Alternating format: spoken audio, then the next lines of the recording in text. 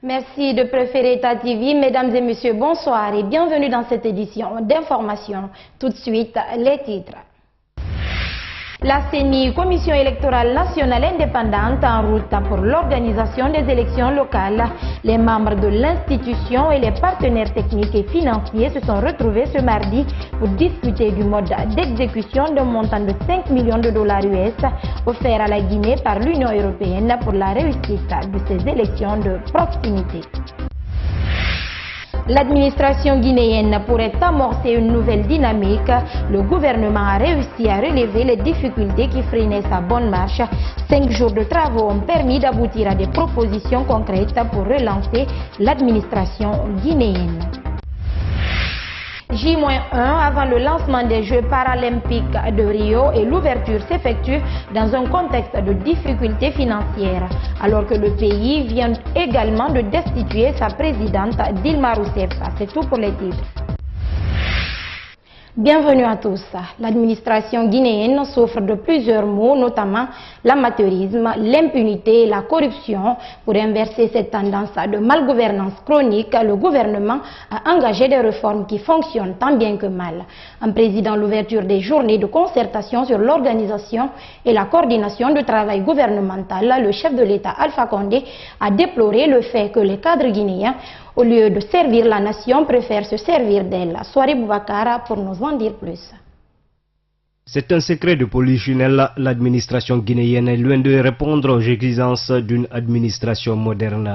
En dépit presque de l'équipement de tous les bureaux en matériel informatique, l'utilisation judicieuse des NTIC est loin d'être au rendez-vous chez les fonctionnaires guinéens. Conséquence, manque de performance, opacité dans la gestion de la chose publique à travers la rétention de l'information. Il y a un consultant international qui a reçu le mandat avant que moi j'arrive pour faire l'examen de l'état de la situation de la coordination en Guinée et mettre éventuellement le doigt sur certaines insuffisances, sur certaines difficultés de cette coordination-là. Et en fait, ce qu'il a identifié, j'en parlerai cet après-midi, ce sont des difficultés au niveau de la concertation que l'ensemble des acteurs guinéens acceptent de s'inscrire dans une démarche commune. Monsieur le Président, tout à l'heure, il a fait allusion. Il a dit qu'un ministère n'était pas la propriété d'un ministre. En plus de cette rétention de l'information, le chef de l'État, lors du lancement des travaux sur les journées de concertation sur l'organisation et la coordination du travail gouvernemental, a déploré le fait que plus de 70% des travailleurs de l'État ignorent encore l'utilisation de l'outil informatique. Cette organisation ne peut pas se faire sans discuter dans le contexte actuel, c'est des nouvelles technologies.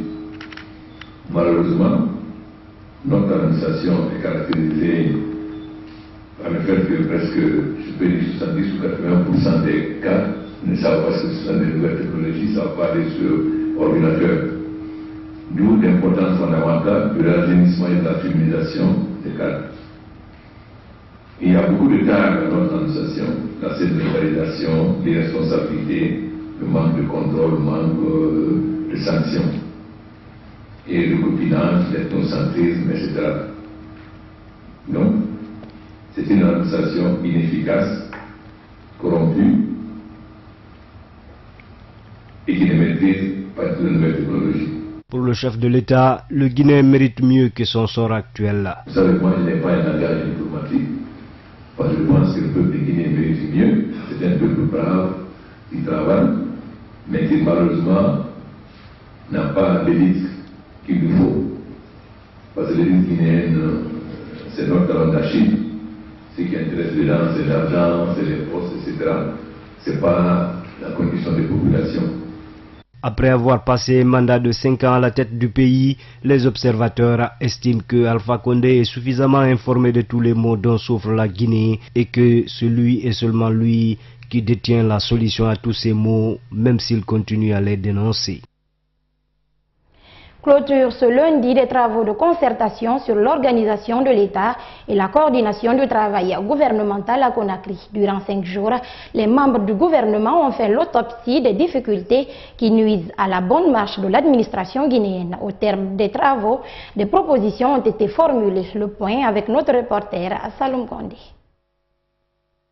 Les participants ont développé au cours de cette concertation les grandes orientations d'une administration moderne et pour le bon fonctionnement de celle-ci, un diagnostic a été posé. Il existe déjà une procédure utile de travail interministériel, mais celle-ci, compte tenu de ses limites, n'est pas suffisante pour produire des résultats satisfaisants. Elle devrait donc être complétée par d'autres solutions qui permettent de lever ces limites. 2. La structure administrative qui doit porter l'organisation du travail interministériel existe, c'est-à-dire le secrétariat général du gouvernement, mais n'a pas aujourd'hui les moyens de jouer un rôle autre que purement formel. Pour donc résoudre toutes ces problématiques liées à l'inefficacité de l'administration guinéenne, quelques pistes de solutions ont été proposées. Un développement de la procédure interministérielle fixée par l'instruction du Premier ministre, instruction numéro 197 du 23 juin 2012, afin de la compléter pour dépasser les limites constatées. L'instauration d'une procédure de contrôle par les ministres des actes réglementaires du président de la République et du Premier ministre. Adopter une procédure de contrôle consistant à faire signer les textes réglementaires du président de la République ou du Premier ministre par les ministres qui ont participé à leur élaboration et qui seront impliqués dans leur mise en œuvre peut constituer la garantie de leur adhésion. Mais le partenaire technique, lui, compte accompagner la Guinée en fonction des différentes priorités. Il faut que nous, notre façon de travailler, ce n'est pas d'arriver avec des solutions toutes faites que nous venons coller à la réalité guinéenne. Notre façon d'accompagner, c'est d'abord et avant tout d'écouter les besoins guinéens et ensuite de s'adapter. Pour donc promouvoir une gouvernance publique de qualité, les autorités guinéennes comptent développer une administration axée sur la concertation et le partage. Et puis le Premier ministre, chef du gouvernement qui a présidé cette cérémonie de clôture, a demandé aux participants d'appliquer toutes les recommandations faites lors de cette concertation. Mamadi Youla est au micro de Saloum Kondé.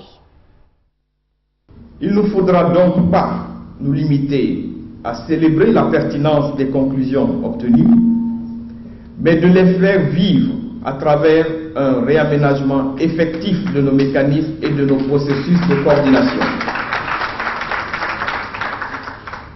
Après consultation de son Excellence, Monsieur le Président de la République, je ferai donc connaître très prochainement la feuille de route des mesures que nous comptons mettre en œuvre au cours des prochains mois, ainsi que les modalités de leur mise en œuvre. De nouveaux dispositifs de coordination seront institutionnalisés sous ma direction, de manière à favoriser un pilotage rapproché du travail ministériel et la concertation entre les différents départements ministériels. En outre, l'organisation et le fonctionnement du secrétariat général du gouvernement seront repensés. L'Union européenne appuie l'organisation des élections locales en Guinée. L'institution met à la disposition de la Commission électorale nationale indépendante une enveloppe financière de 5 millions de dollars américains. L'organe chargé d'organiser les scrutins en Guinée et les partenaires techniques et financiers se sont retrouvés ce mardi en réunion pour discuter de la clé d'exécution des activités conformément aux priorités. Alpha Omar Diallo. Ce budget des élections locales qui constitue la contribution des partenaires techniques et financiers a été récemment approuvé par le comité de pilotage mis en place à cet effet. Le montant, qui s'élève à 5 millions de dollars, a nécessité une réunion de coordination technique de l'intervention des partenaires sur le processus électoral en Guinée. Ce budget PTA PASEG a fait l'objet de présentation à l'occasion de cette réunion d'aujourd'hui. L'objet, c'est de voir ensemble comment est-ce qu'on peut, au niveau notamment de cette réunion technique, comment est-ce qu'on peut suivre la mise en œuvre de ce budget pour faire en sorte que les réallocations qui ont été effectuées dans le cadre du comité de pilotage puissent être suivies par les techniciens que nous sommes. Le projet accompagne les efforts engagés dans l'organisation des élections de proximité, notamment dans l'acquisition de la logistique. Dans le cadre de la mise en place d'un parc automobile, d'une dizaine de véhicules et de 2 camions poids lourds de 10 tonnes, les partenaires travaillaient à recruter des assistants techniques pour venir appuyer techniquement le démembrement de la CENI. Ils seront autour de 600 personnes. Un juriste et un informaticien pour chaque CESPI. Nous allons, dans le cadre toujours de ce projet, procéder au recrutement d'une personne au titre de volontaire des Nations Unies, mais au niveau national. Nous avons déjà des volontaires internationaux qui appuient les démembrements. L'argent permettra également de doter l'ensemble des CESPI, CECI et CEPI en matériel informatique. C'est pour leur permettre de mieux gérer les candidatures. Rajeunir et féminiser les structures de base, c'est désormais le leitmotiv de l'Union des forces républicaines de Sidya Touré, le parti en pleine restructuration pour les prochaines échéances électorales. Son président promet dorénavant de placer les jeunes et les femmes à des dispositions électives. En conclave avec ses militants, Sidya Touré a aussi expliqué le bien fondé de la position actuelle du parti et exprimé son attachement au respect des accords du 20 août 2015. Daouda Mohamed Kamara. Visiblement, le slogan « Féminiser et rajeunir » ne sonne plus qu'à la fonction publique. Dans la dynamique vers les élections communales, l'Union des forces républicaines veut aussi donner de la chance aux jeunes et aux femmes. Nous allons faire la promotion de beaucoup de jeunes à nous Guinéens, parce que nous avons constaté que partout où ces problèmes ont été posés, ils ont été vraiment en tête de tout cela. Les 2 couches sociales se battent vraiment pour le parti dans les quartiers et dans les communes. Pour le haut représentant du chef de l'État, le combat politique doit bien avoir un impact positif sur la vie de la population. Mais dans le cas échéant, la politique n'aurait pas existé. La politique que nous, hommes politiques, nous menons à la tête de nos partis, à la tête de l'État, si cette politique-là n'est pas à même de donner de l'emploi aux jeunes gens, n'est pas à même d'améliorer la retraite de ceux qui ne travaillent plus, n'est pas à mesure de donner des revenus à nos compatriotes, notamment par l'amélioration de l'agriculture, n'est pas à mesure d'améliorer les conditions sanitaires, les conditions de l'école, la possibilité même de trouver une maison au moment où vous allez à la retraite. La politique qui n'améliore pas ces conditions n'a pas besoin d'être vécue. En dépit aujourd'hui des divergences d'idées entre lui et les leaders de l'opposition républicaine, Sidya Touré reste quand même attaché au respect des accords politiques du 20 août 2015. Nous nous battons pour que ces accords soient respectés. En dehors du positionnement des uns et des autres, quand la place politique guinéenne se met ensemble pour adopter une position commune, il est bon que cette position soit respectée pour qu'on puisse aller de l'avant. Parlant de sa position auprès du chef de l'État, le président de l'UFR dit bien assumer avec ses conseils sans cesse prodigués au professeur Alpha Condé, surtout dans les domaines économiques et agricoles. Le ministère de la Pêche et de l'Aquaculture se dit à pied d'œuvre pour pouvoir réexporter de nouveau les produits halieutiques vers le marché européen. C'est dans cette optique qu'il envisage une mesure transitoire en attendant la mise en place d'un laboratoire de certification sanitaire dans le pays. Aïssata Fofana. C'est une course contre la montre pour les autorités guinéennes. Après la récente visite du ministre de la Pêche et de l'Aquaculture à Bruxelles, les cadres de ce département s'activent pour honorer les conditions de l'Union européenne. Au jour d'aujourd'hui, nous avons finalisé les TDR pour l'assistance technique. Nous sommes en étroite collaboration avec la représentation de la délégation de l'Union européenne à Conakry et nous attendons leur réaction par rapport à cette proposition de TDR pour avoir une assistance technique qui va accompagner l'ONSPA pour que la Guinée puisse réexporter ses produits halieutiques vers le marché européen.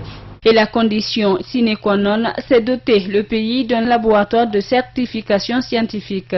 Même si l'institution européenne propose une alternative provisoire à la Guinée, le ministre de tutelle envisage lui aussi remettre sur pied le laboratoire en commun avec le ministère de l'élevage. Nous avons donc demandé au NEPAD, au moins le laboratoire que nous avons en commun avec le ministère de l'élevage, de faire la mise à niveau technique.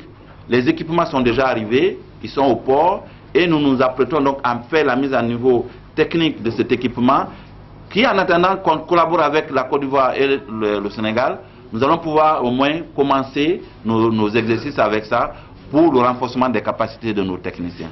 Des mesures qui visent à rassurer les partenaires sur la nouvelle politique adoptée pour préserver la santé des consommateurs guinéens mais aussi européens. Le 15e Festival des Arts et de la Culture s'est ouvert ce lundi par un géant carnaval à Conakry. Ce rendez-vous culturel national a permis à plus de 2000 artistes et sportifs venus de toutes les régions de la Guinée de défiler devant le chef de l'État, professeur Alpha Condé. Le film de l'événement avec Abba Mamadou Alpha.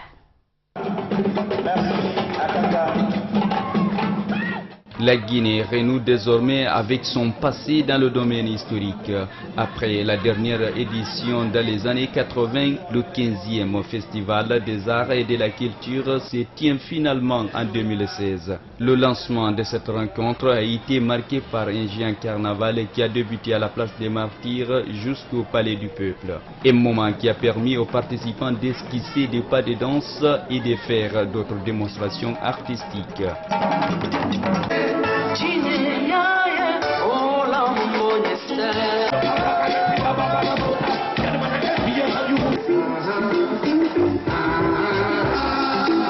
Le ministre de la Culture, des Sports et du Patrimoine historique a choisi cet espace pour transmettre au chef de l'État les doléances formulées par les hommes de la culture. L'aide à l'obtention d'un palais de la culture. La construction d'infrastructures culturelles au niveau décentralisé pour mieux booster l'action culturelle dans le pays profond. La mise en place d'un fonds de développement des arts et de la culture afin de mieux financer l'action culturelle nationale. Enfin, la décoration de quelques vétérans et gloires de la culture guinéenne pour des loyaux services rendus à notre nation. La culture étant un élément par lequel un peuple affirme son identité, Sia Kabari explique à cet effet qu'elle doit être considérée comme un levier et un indicateur de développement durable. En tant que tissu de la société et moteur interne de tout développement, la culture ne doit pas être considérée comme une simple dimension de notre développement, mais comme un levier et un indicateur principal du développement durable. Cette compétition qui se déroule du 5 au 10 septembre met aux prises des artistes des 8 régions administratives du pays. Président cet événement culturel, le chef de l'État a apprécié l'initiative. Professeur Alpha Condé a aussi remercié le ministère de la Culture, des Sports et du Patrimoine historique d'avoir mis en place une mutuelle d'assurance de 100 millions de francs guinéens pour les artistes. Le président de la République promet de rajouter 300 millions. Suivez.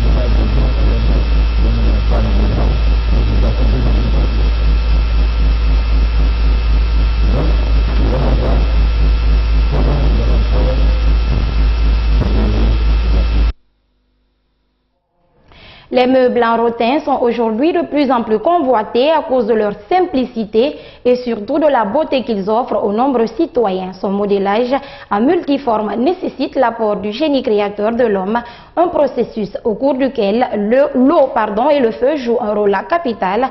Aratoma Bonfi Diao Bachir a rencontré un maître. pétri d'expérience dans la fabrique du rotin. Suivez son reportage. Installé à Ratouma Bonfi dans la commune du même nom, l'atelier de Maître Kourouma est devenu au fil du temps un temple du savoir-faire dans le domaine des techniques élargies pour la fabrique des meubles en rotin. Un métier qui nécessite le plus souvent le génie créateur de l'homme. Dans son modélage, pour donner une forme voulue au rotin, l'eau et le feu jouent un rôle central. Quand le feu et le chalumeau là nous fait utiliser, tu ne peux pas travailler le rotin.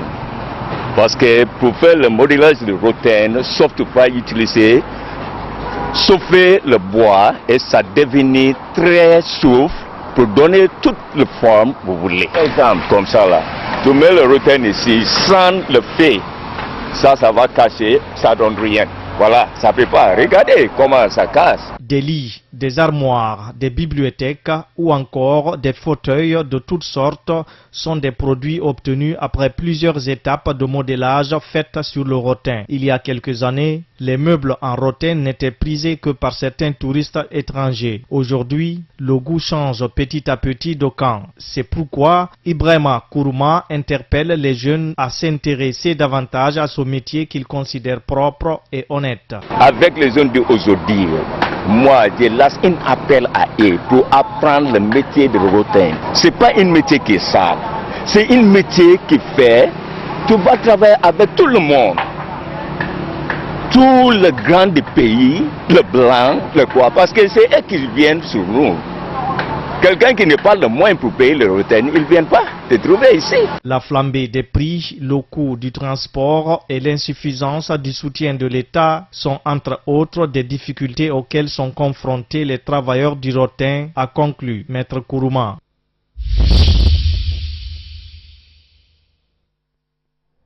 Les recherches se poursuivent pour tenter de retrouver des survivants. Après l'effondrement d'un immeuble hier au nord de Tel Aviv, 4 personnes seraient encore enfouies sous les décombres. Regardez. Les recherches se poursuivent, les secours doivent agir rapidement pour tenter de retrouver les ouvriers toujours pris au piège sous les décombres. Équipe 3, vous avez un blessé ? Au total, près de 400 hommes ont été déployés sur place. L'armée israélienne a mobilisé des unités de renfort pour aider les secours. Les sauveteurs affirment avoir détecté des signes de vie de 2 personnes sous les décombres. Nos ambulanciers sont à côté d'eux avec d'autres secouristes et des pompiers. Nous espérons que nous serons très bientôt en mesure de les extraire hors de l'immeuble effondré et de leur prodiguer des soins. Lundi, un parking de 6 étages en construction s'effondre dans ce quartier de Ramat HaChayal au nord de Tel Aviv. Un épais nuage de fumée s'élève et laisse apparaître un trou béant au milieu de la structure. Je sortais tout juste d'une réunion près d'ici. Je marchais près du chantier quand d'un coup le sol a tremblé, l'immeuble s'est effondré. Je ne sais pas quelle taille faisait cet immeuble. Il y a eu un énorme nuage de poussière. Je ne voyais rien du tout. La zone de la catastrophe a été bouclée par les autorités, les routes alentours bloquées. Les causes de la catastrophe sont encore floues. Les images montrent clairement l'immeuble éventré. Selon les premières informations, une grue se serait écrasée sur le sol. Puis la radio militaire israélienne a privilégié la thèse d'un bulldozer qui aurait roulé sur la structure trop fragile. Une enquête est en cours pour déterminer si les plans de construction et d'ingénierie sont en cause ou si leur application a été défaillante. Dernier élément pour finir ce journal. 3 semaines après la clôture des Jeux Olympiques de Rio, le Brésil accueille à partir de demain les Jeux Paralympiques dans un contexte de difficultés financières, alors que le pays vient tout juste de destituer sa présidente. Suivez. Ce n'est pas encore l'heure de ranger les javelots ni de refermer les stades à Rio de Janeiro. 3 semaines après les Jeux Olympiques, place aux Jeux Paralympiques. Plus de 4300 sportifs handicapés de 161 nationalités ont rendez-vous dans la mégapole brésilienne, déterminés à faire fructifier des années d'entraînement. C'est génial de venir au Brésil, c'est un pays chaleureux où les gens sont très gentils. J'ai hâte de pouvoir découvrir le pays.